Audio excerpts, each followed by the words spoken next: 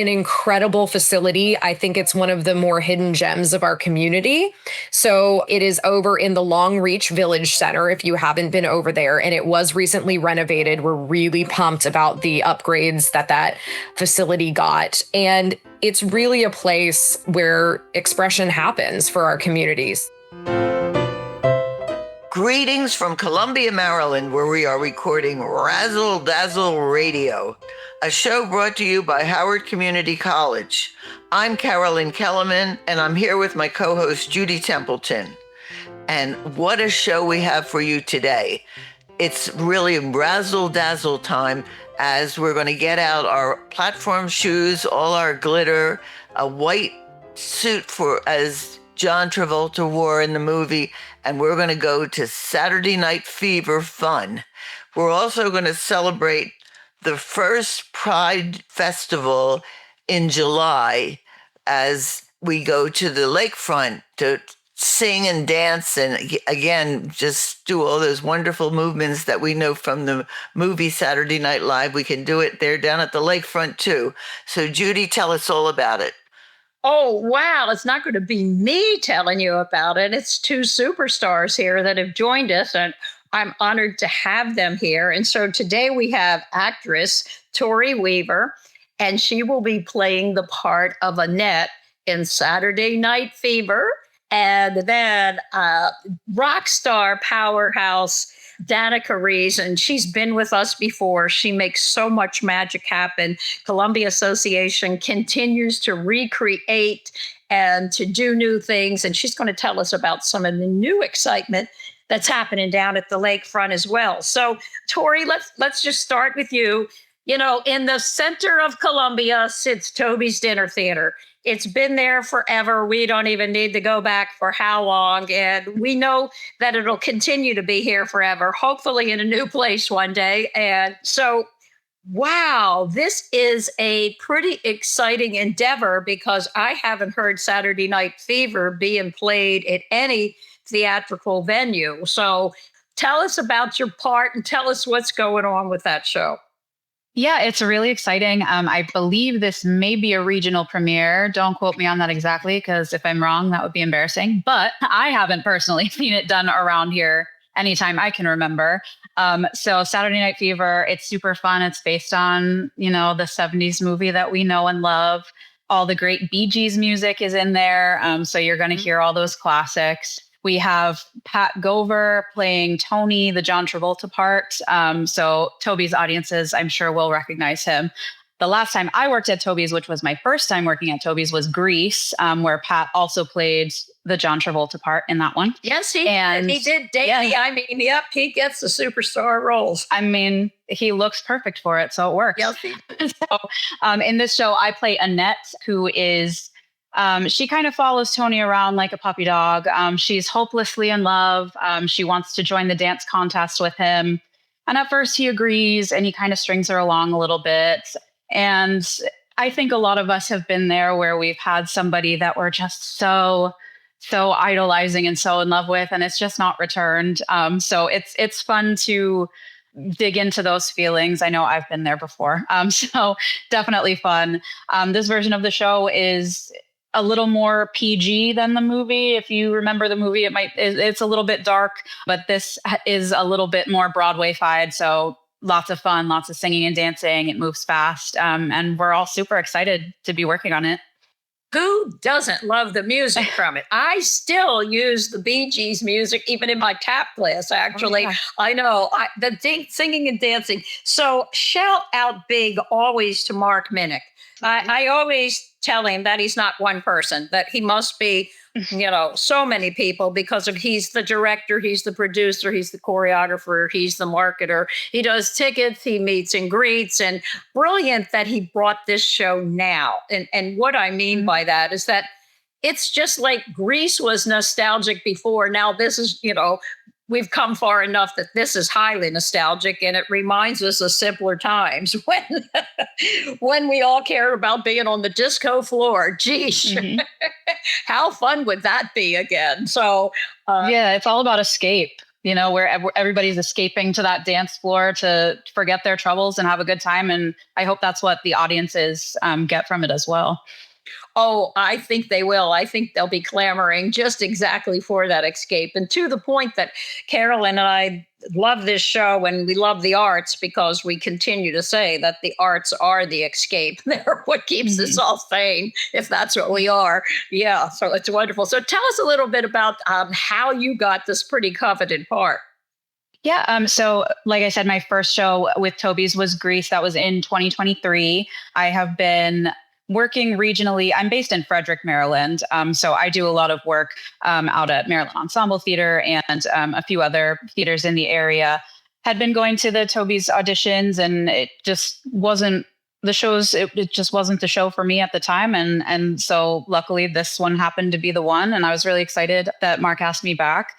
This one's actually being choreographed by Kristen Svingos. So Mark is directing and helping out with the choreography. And I am super glad to be learning one track this time. In Grease, I was in the ensemble. I also understudied Jan Frenchie and Miss Lynch.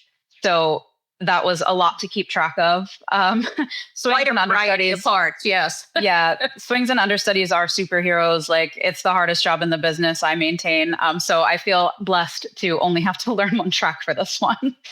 Absolutely. Well, to that point, I think that most people understand, but dinner theater is really an energetic job because, again, you have to go to the rehearsals, you have to learn the shows, you have to sing, dance, act, you have to be a triple threat. And then on top of that, you have to wait tables and you have to be a bartender sometimes. And you have to also deal with some very nice customers and probably some crabby ones. And I don't think anybody really understands the depth of that job. So I say big praise to you for bringing it. So I guess you just stay in the zone for the length of the show, right? You just, because there's not much more you can do outside of it. Am I right?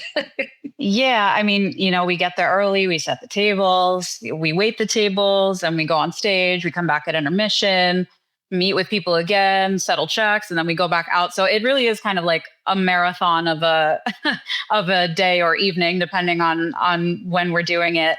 But I did some work at Way Off Broadway Dinner Theater in Frederick a few years back, and I was there for a while. So luckily, I'm able to come to Toby's with experience with how all the waiting works and all that stuff. It can get tricky if you can't manage your time well, but as long as you're kind of staying on the ball with your timing, you get into a rhythm, and it's a pretty great gig. It's a lot of work, but I really love doing it. Oh yeah. The rewards are big. Absolutely. Yeah. Carolyn. Yeah, I was just wondering, in the program, Tori, when it has your picture and your name and I'd like to thank, who are those people? I want to thank my partner, Mike. We've been together for almost 10 years now. He's always supporting me with my crazy schedule and helping me out so that I'm able to make performing, my career. I want to thank Mark and Kristen and the whole team at Toby's for bringing me back and believing in me and helping me out. And thanks to just my chosen family circle of friends who are all always so supportive. I'm always grateful for them. Well, that kind of answers the time management thing too, because without that support, right, it's really difficult. So it's a great family over there for sure. And Dannika, let's talk to you for a second. Dannika, I just adore you. You already know that. I've known your family for years and watched how you've come into this amazing job and that you continue to recreate and make things bigger and better at Columbia Association. Your title is Senior Media Relations and Communications Manager. I wanted to get that all in. And I'm going to share that you've called yourself, and you didn't know where this came from, but a recovering TV newser, coffee and IPA enthusiast, a hiker, a biker, a kayaker, and a snacker. And I'm going to add that you're also an auntie and that you absolutely take that role very seriously. I sure do. I do not mess around with that one. Yes, that wherever you dug that out of, Judy needs some desperate updating, I think. But all sounds really good. So, hey, there's going to be a really cool event. And you've been advertising it. I've seen it so much on social media. And it's a big pride event at the Lakefront. And as Carolyn stated, it's singing and dancing and fra-la-la and frivolity and excitement. So talk to us about that. Let's get that in first, and then we'll talk about some of the other creative happenings up at the Lakefront. Yeah, would love to. So, yeah, to kind of backtrack a little bit, we this year took a hard look at the Lakefront Live schedule and really asked ourselves a couple of questions about who was being intentionally invited down there and who was missing. And sometimes it is one thing to say that everyone is welcome there, because we believe that in all of our CA spaces. But to intentionally invite people is a whole nother bag of chips, right? So we looked at what other areas were doing, similar areas. We convened an internal group. We have a newer CEO. He's about a year in now. So he had a lot to do with this kind of reimagining. And we came up with this new schedule, and definitely some changes. And we continue to get feedback on what people like, what people don't like. So keep it coming. But one part of that was this Pride in July event. And we are just so excited to team up with PFLAG of Howard County. It's an amazing organization that celebrates and also advocates for LGBTQIA plus individuals in Howard County. They have another big event in October, but we decided we didn't want to wait that long. We needed to do something in the summer. And so what this first time event will feature, it's on July 26th. It will feature Sad Brunch, which is a group of wonderful performers, and particularly a stellar drag queen named Cake Pop will be coming to DJ. I love her name so much. Yeah, I do. Just delightful. So not only will she be coming to DJ and set the vibes, but also to be doing a bit of a performance herself. We are working to get together. We're hoping some local performers as well. And then it all culminates in what we're calling a color parade around Lake Kelemen. And so we're going to set off some of that. If you've ever been to a color run, we're going to set off all of that colorful powder. It's going to look and feel fantastic. We're going to cheer, we're going to dance, and then we're going to take our pride on the road and really just make it a full-blown celebration. So again, we're so excited about this one. I feel like this is one of those that you cannot not look forward to. So we welcome everybody to come. It starts at 6 on the 26th, goes till about we probably 8:30 or 9 by the time people do the parade around the lake. So this was brilliant. I mean, and again, here's another escape from reality. Let's face it, a parade, colors bursting everywhere in the air. It's too bad that Toby's people are working at night, or actually you aren't in that show yet, so maybe you can join in the fun, Tori. Sounds great. I'll probably check it out. Yeah, I'd love to hear it. So we'll continue to share this with everyone, but that was just wonderful. I think that you came up with the perfect timing for something like this. So I'm really looking forward to it. I've shared it with everybody when I saw it, originally. So what else is happening? Because I noticed there's changes, and there's like an upgrade in the performers you're bringing in. And it just seems like, So tell us some more exciting news for the summer. Yeah. So we've already, there's a lot of firsts this summer. We tried our first teen DJ night, which was really exciting and really well received. We know our young people need a place to just go and hang and be. And so we leaned into that and saw a few hundred of our young people come out, which was really fantastic. And then looking ahead, we have a back to school night coming up. I know. Summer's not over. I know. I say that with all of the love to the teachers and students of the world, and parents, you're welcome. It is very close and around the corner, but mid-August, so in about a month, August 16th, we have our back to school bash. And this will feature kind of a carnival vibe, just welcoming students and families to come out. We will have some of our partners as well who serve young, students and families in these spaces. Obviously, we are huge on wellness, both physical and mental and emotional wellness. So really trying to share with the community how we touch some of those areas. You'll see some of that. And it all culminates with a performance by NYC Chill or NY Chill Harmonic, I believe is how you pronounce it. Yes, they are sounding cool. Right. It is a multi-piece massive band, and a huge shout to our partners at Merriweather Arts and Culture Center. They're the ones who go out and find a lot of these more regional, national, and even international acts that we're able to bring to the lakefront. And we really couldn't do it without that partnership. So really excited for that one as well. We have a first of its kind day of dance coming up, which will feature all sorts of different multicultural dancing. That's in September. And then Merriweather Arts and Culture Center is also bringing a couple of Thursday performances coming up here on the 17th and 31st. So really lakefrontlive.org is where it's at. Check out that calendar. And really, I think, some of the feedback we've been receiving is the fact that you're seeing maybe fewer events. And that's because we're trying these new things this year. We're really excited to see the reception and see how it goes. And again, we still have our movies on Friday nights. We still have our Dancing Under the People Tree. I know Judy is an avid participant in that one. Yes, I am. Friday nights as well. We wanted to make sure that we had this amazing mix of the traditional, what people have seen for decades and decades at the lakefront, plus these new elements. So I could not be more excited. It has been a labor of love for sure. A lot of work to bring these together, from multiple different pieces of CA, but definitely something we're very proud of. And you should be, because I love that they're these bigger quality events for sure. So talk to us about the dance event, because Anne Marie Gover, who is Patrick, Tori, who is Patrick's sister, is involved in it and has spoken to me about it. So can you tell us a few more details? I love, Judy, that you already have the 411 on this program that we've barely even ideated and really gotten together. Judy's oh, I know the schedule. It's wonderful. I love it. So what we're doing with this, we were very lucky and grateful to welcome a new multicultural programs manager here in the last year. Her name's Eliana, and she's an incredible individual.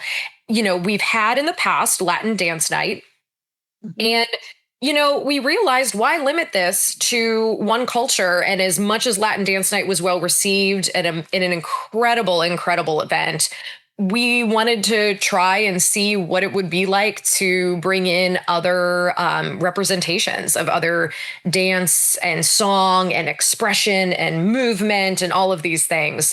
So we are still working to finalize a lot of the schedule around this, but definitely expect to see many different kinds of dances and cultures represented in this. It's all going to culminate with another Merriweather Arts and Culture Center performance by a family group from Africa, which we're really excited for as well. And so, again, another one of a kind, or first of its kind, I should say. Yes. We're learning a lot. We're learning a lot this year of what this looks like for our community. And again, welcome that feedback and welcome everybody to check it out, because we're learning along the way, which is great. Yep. Well, this collaboration and community is that's what's happening here. So what time does this dance event start, so we can make sure to have that down too? Because I don't want to miss it. I know. I got you. So just to make sure I'm going to, it helps me to go to sequentially. These are all ingrained in my head via the calendar. So August 16th from 4 to about 8:30 is our back to school bash. That's the one with NY Chill Harmonic, the carnival type games. Come out for resources. We will also have Prepare for Success bins there. We partner with them to collect school supplies for students every year. We've been doing that for 20 plus years now. So they're an amazing organization. And then Day of Dance is September 20th, and that will go a little bit longer, probably from about 2 p.m. to that 8:30 p.m. So wow, that is a day of dance. All right. It's going to be fantastic. Oh, absolutely. And the other thing that I've noticed too, that Columbia Association is doing more of, and I think it's just fabulous, is promoting the new Columbia Arts Center. So, and I say the new because it's been all renovated and so forth. So talk about that for a second. You bet. So, if anyone has not met Liz Hensey over at the Columbia Arts Center, I call her Sunshine personified. Yes, she And is. I challenge you to challenge me on that. Really an incredible facility. I think it's one of the more hidden gems of our community. So it is over in the Long Reach Village Center if you haven't been over there. And it was recently renovated. We're really pumped about the upgrades that facility got. And it's really a place where expression happens for our community. So we've got updated kiln equipment, ceramics. I've been told, I'm not a ceramics person, but I've been told that it is one of the best and highest quality ceramic studios in the region, which is pretty remarkable. And free galleries all the time, classes that you can participate in, whether you're a Columbia Association member or not. So please, I would encourage everyone. A lot of those classes are also on our website. You can learn more about the Art Center in general on our website. So columbiaassociation.org is the place to go. But if you ever just want to drop by, say hi to Liz and Melissa, who's the other individual over there, the team member that really works there a lot, and just check out the space, they'd be more than happy to show you around and kind of talk you through the opportunities there. It's an amazing space. Yes. Yay, CA. Wow. So, all right. What's a future event maybe you can give us just a little cliffhanger on? Oh my Anything goodness. that you know coming up? Well, so much. We've gone over some of the lakefront opportunities, which is obviously huge.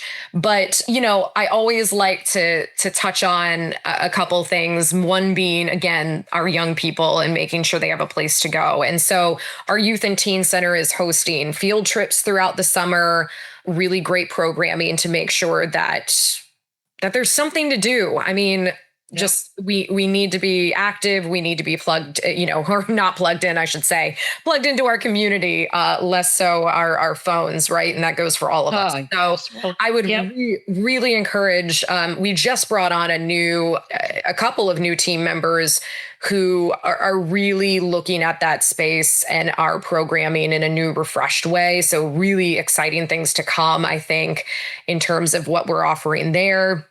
Our multicultural programs are always in full swing, so you can check our calendar for that.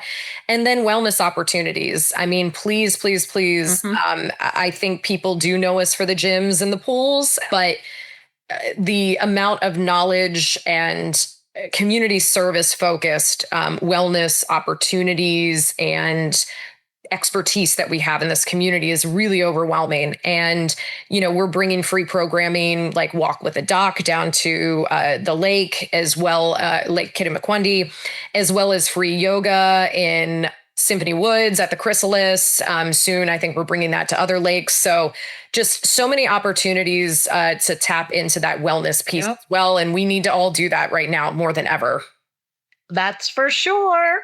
Okay. Well, thank you, CA, for keeping us healthy and crowding out all the other things to give us some excitement along the way. And Dannika, you are remarkable. And thank you for all you do and all you bring to Columbia, because it's so appreciated. Back at you, Judy. I know you do, and that's a wonderful thing. So, Tori, okay, I just asked Dannika about the future. So what is a future show that you might like to do, whether it's at Toby's or not? What's a show that you think might be a role? You're certainly playing a big one here. So, it's hard to, after you've played these big roles, to go back to ensemble sometimes. But what would be your dream role? Yeah, I've been really fortunate to get to play a lot of my dream roles. The one that I always go back to is the Lady of the Lake in Spamalot. That's like my favorite that I could play forever if I were given the opportunity. But one that I haven't gotten to do yet that I would love to play is Mother in Ragtime.